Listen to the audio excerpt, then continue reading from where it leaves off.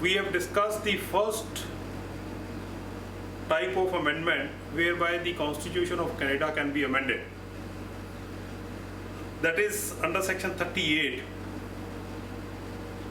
Now, before proceeding with the subsequent part of section 38 and then the onward journey of other provisions of the amendment to the Constitution, please tell me what is the meaning of entrenchment clause? Who will tell me? Raise your hand.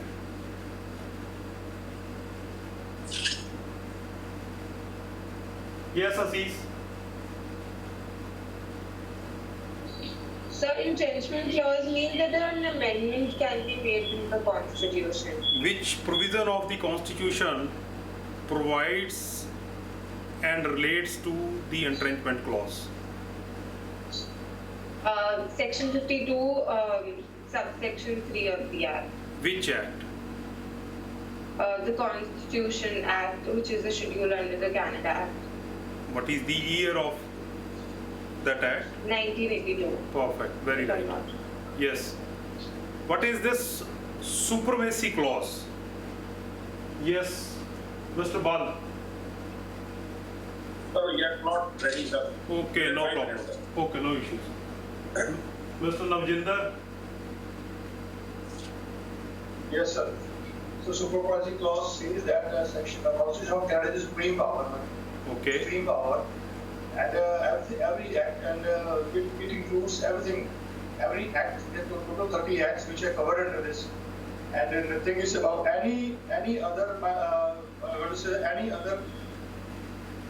anything passed in contravention to the Constitution is not valid. The Constitution will be supreme overall. Okay. You have used the word supreme power. Is Yes. there any difference between supreme power and supreme law?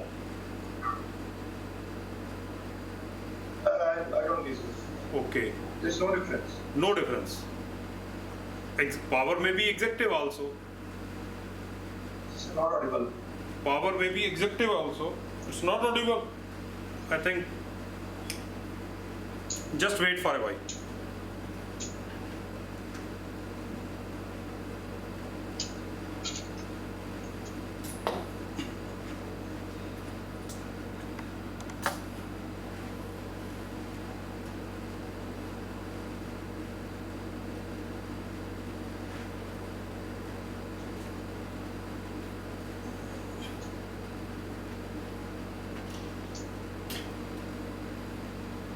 Yes.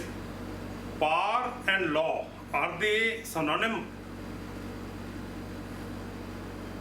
So law, if I go by general language, law is... We are not general. We are the student of law.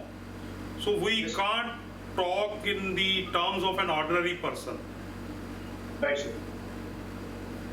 The word used is, in the Constitution, there are two lapses when you define it. One is, it is the supreme law of land. It Yes, is sir. not the supreme power of the law of land, supreme power of the land.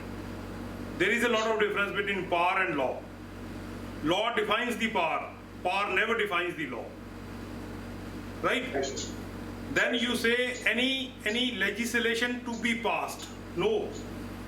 Either the existing law or any law which is passed by the parliament or the provincial legislatures, all are covered.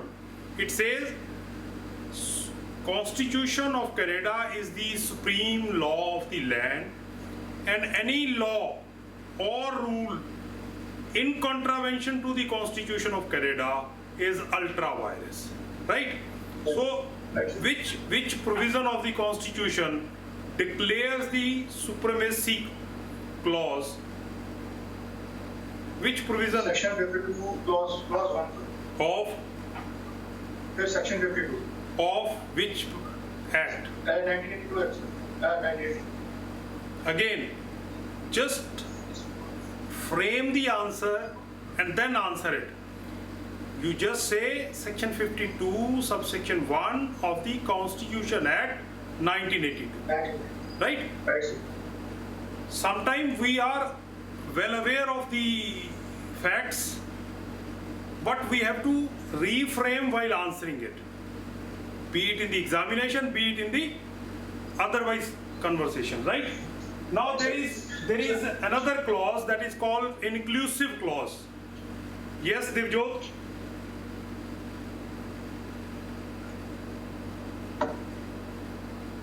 Yes, sir. What is this inclusive clause?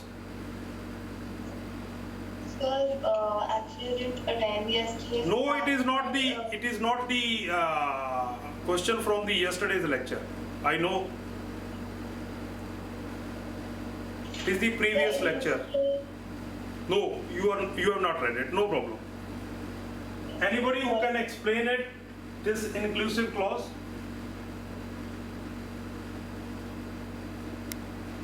So inclusive clause means that the Constitution of Canada, that includes once the Canada Act 1982. Apart from that, it contains other acts and orders, other acts or orders effort, any sort of amendment made in the act. It includes everything. The Constitution of Canada includes each and everything. Right.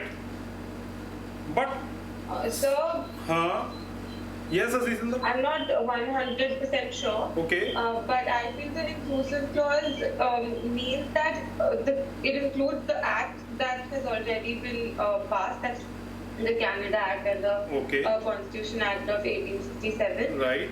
As well as everything that was already in, it was already being followed in Canada until the Canada Act. I'll just further That is explain the it. Yes, you are right. conventions usages. You are right. It further explains section 52 to subsection 2 says there are certain imperial statutes, there are certain regulations which have already been passed during the journey of constitutional history from 1867 till 1982, and those are part of schedule attached with the Canada Act, are also part of the Constitution of Canada. So Constitution of Canada is not one act but a combination of various statutes and regulations. This is one part. Second, when the question arose